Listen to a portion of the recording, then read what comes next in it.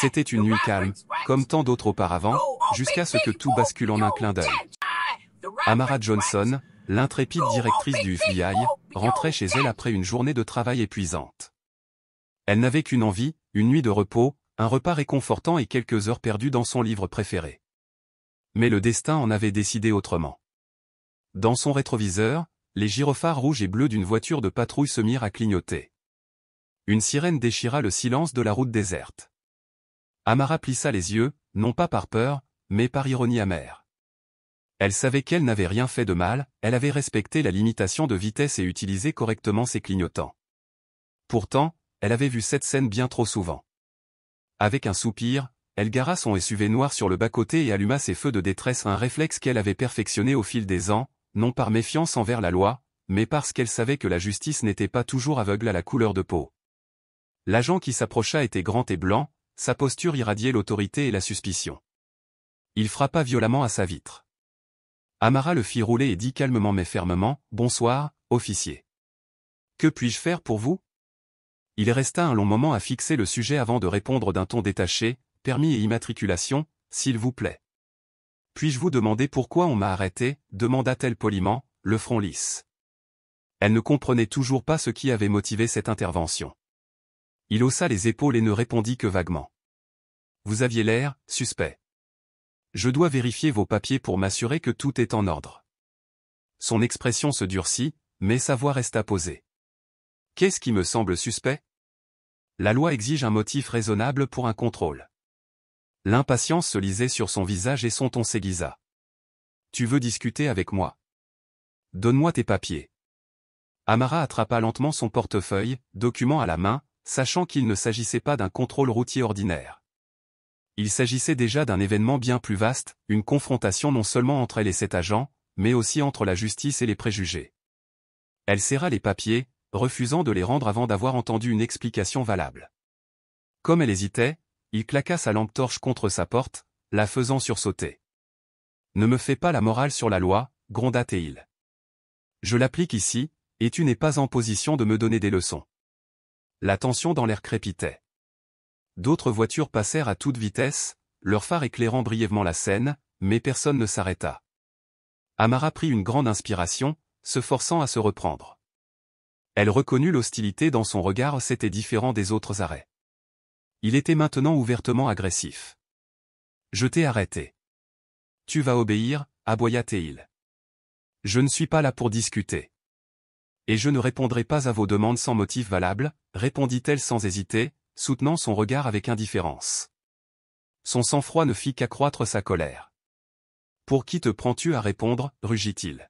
« Donne-moi tes papiers. »« Je suis une citoyenne respectueuse des lois, » dit-elle, « et je connais mes droits. »« Vous les connaissez aussi. » Il ricana en lui éclairant le visage avec sa lampe torche. « Tu transportes de la drogue. Des armes ? Les gens comme toi ont toujours quelque chose à cacher. » Son cœur se serra, mais elle refusa de s'emporter. « Monsieur l'agent, je ne vois aucune raison de douter de moi. S'il vous plaît, arrêtez de m'insulter. » Il perdait visiblement patience. « Je n'ai pas besoin de raison de douter de toi, » rétorqua-t-il. « Je ne dois aucun respect à des gens comme toi. Si tu ne coopères pas, je prendrai des mesures drastiques. » Sa menace planait dans l'air humide de la nuit, mais Amara ne se laissait pas intimider. « Je coopérerai, à condition que vous respectiez la procédure légale. Vous devez avoir un motif valable pour cet arrêt. » Il me fusilla du regard, les bras croisés, la fureur gravée sur son visage. « Ça suffit. Sors de la voiture, tout de suite. » Et comme ça, un simple trajet de retour à la maison s'est transformé en une bataille entre le pouvoir et les principes, une bataille qui allait mettre à l'épreuve non seulement la détermination d'Amara, mais aussi l'intégrité même du système judiciaire qu'elle servait. Amara soutint son regard, ressentant le poids de chacun de ses mots et de ses gestes. Le danger se cachait dans chacun de ses mouvements, et pourtant elle demeurait parfaitement immobile.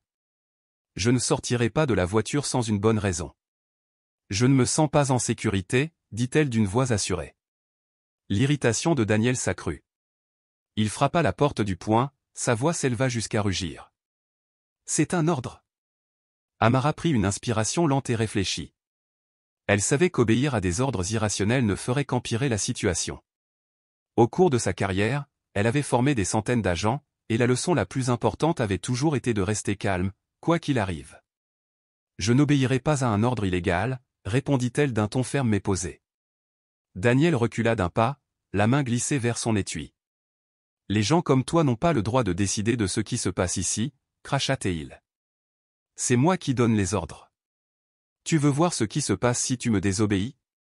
Son cœur se serra à la vue de sa main près de l'arme.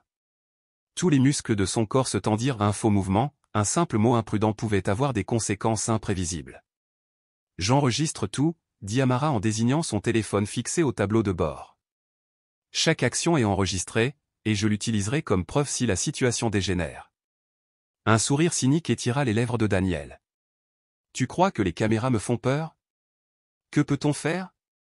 N'oublie pas, c'est moi qui contrôle. Il sortit son arme de son étui et la braqua sur Amara à travers le pare-brise. Sors de la voiture tout de suite.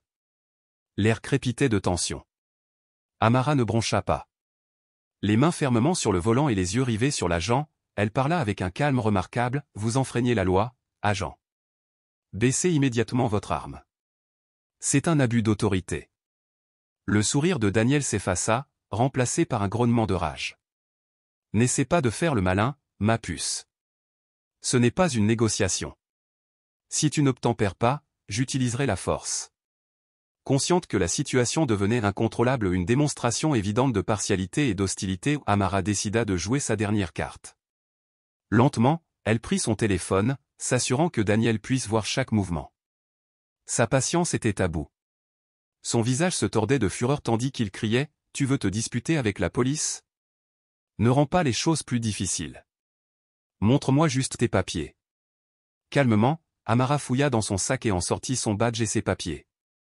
Ce qui avait commencé comme un banal trajet de retour s'était transformé en quelque chose de bien plus important, une confrontation entre la justice et les préjugés. Appelez votre supérieur, le shérif, et je vous rapporterai tous les détails, dit-elle d'une voix ferme. Daniel hésita, momentanément pris au dépourvu. Il garda son arme pointée sur elle. Tu n'as pas la permission d'appeler qui que ce soit sans mon accord. Ignorant sa menace, Amara composa rapidement le numéro et porta le téléphone à son oreille. Bonjour, ici Amara Johnson, directrice du FBI. J'ai été interpellé par l'agent Daniel Carter, qui a pointé son arme sur moi sans aucune justification légale. Je demande l'intervention immédiate du shérif. Elle raccrocha et fixa Daniel du regard, refusant de la quitter des yeux. Il sembla ne pas comprendre ce qu'elle venait de faire et poursuivit, « Qu'est-ce que tu fais? Tu ne peux pas t'en tirer en m'ignorant. » Je ne cherche pas à éluder quoi que ce soit, répondit Amara d'une voix ferme. J'exige simplement justice et transparence. Si vous refusez de respecter la loi, vous en subirez les conséquences. La prise de Daniel se resserra sur son arme alors que les deux hommes se tenaient dans une confrontation tendue, d'un côté, un homme consumé par la haine et l'abus de pouvoir, de l'autre, une femme résolue, débordante de patience et de courage. Puis, au loin, une sirène perça la nuit. Une voiture de patrouille du shérif s'arrêta, et le shérif en personne en sortit. L'agitation de Daniel était palpable lorsqu'il croisa le regard sévère du shérif. « Carter, que faites-vous? » « Baissez votre arme, ordonna le shérif. Amara resta silencieuse, guettant la réaction de Daniel. C'était l'heure de vérité. Les yeux écarquillés, Daniel finit par obéir et baissa son arme. « Monsieur, elle n'a pas voulu coopérer. Je lui ai demandé à plusieurs reprises de sortir du véhicule, mais elle a refusé et m'a même menacé avec sa caméra. » Le shérif fronça les sourcils, incrédule. « Tu crois que ça justifie de dégainer ton arme? » « Monsieur, balbutia Daniel, je suivais simplement la procédure. »« Procédure » s'exclama le shérif d'une voix glaciale. « Quelle procédure vous autorise à pointer une arme sur quelqu'un qui ne vous menace pas? » Le regard du shérif se porta sur Amara par la fenêtre baissée. Il se figea un instant, reconnaissant peu à peu Amara Johnson, la directrice du FBI. Elle hocha gravement la tête. « Oui, monsieur. J'étais sur le chemin du retour lorsque l'agent Carter m'a interpellé sans motif. J'ai coopéré pleinement dans les limites de la loi, mais ses actes ont dépassé les bornes. » Le shérif laissa échapper un long soupir tendu, puis se tourna vers Daniel, dont le visage était devenu pâle. « Vous ne l'avez pas reconnu et vous avez commis une grave erreur, Carter. » Daniel essaya de se ressaisir. Je ne sais pas, monsieur.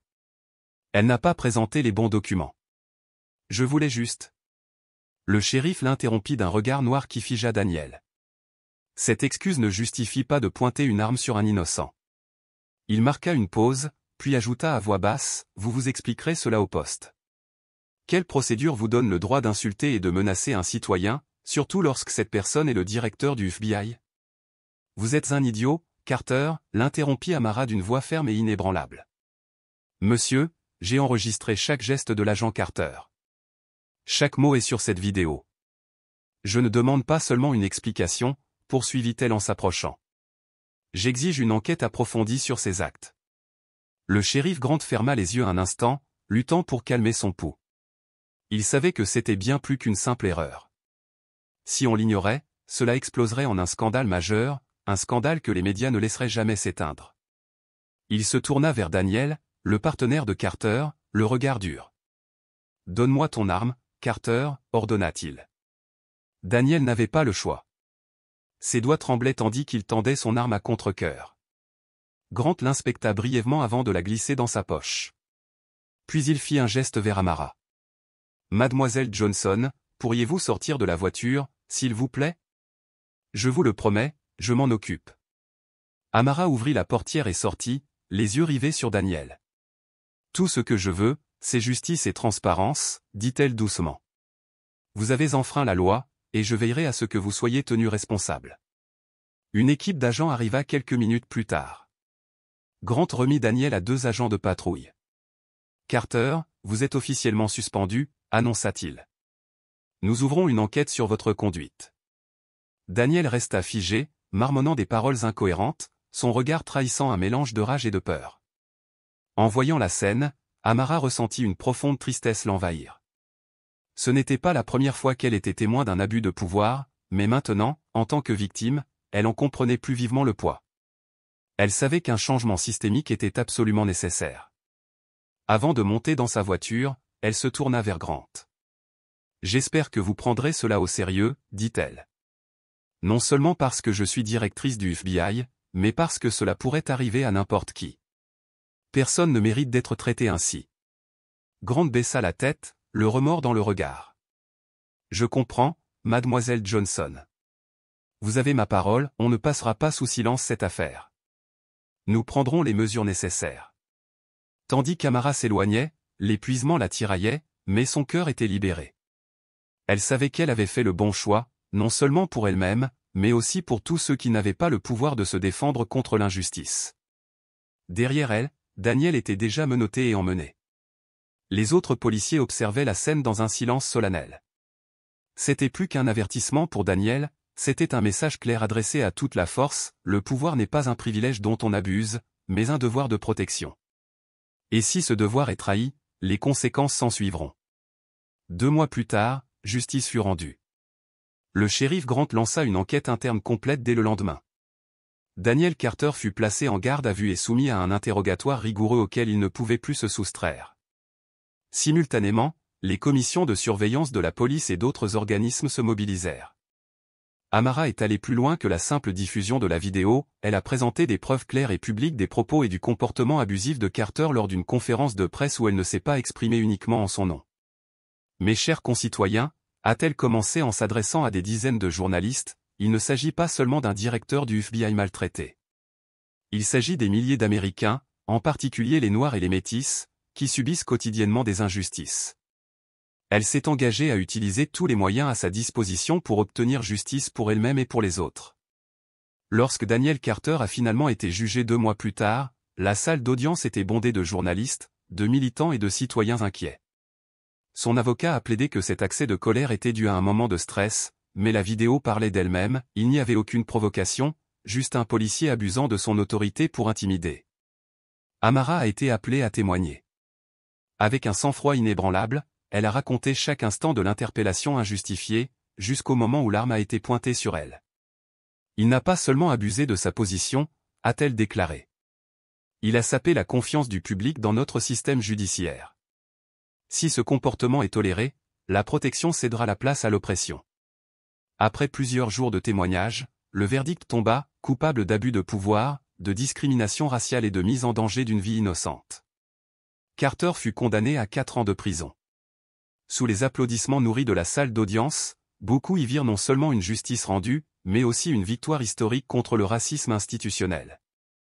Dans la foulée, des programmes de formation à la lutte contre le racisme et à l'éthique ont été déployés dans tout le pays.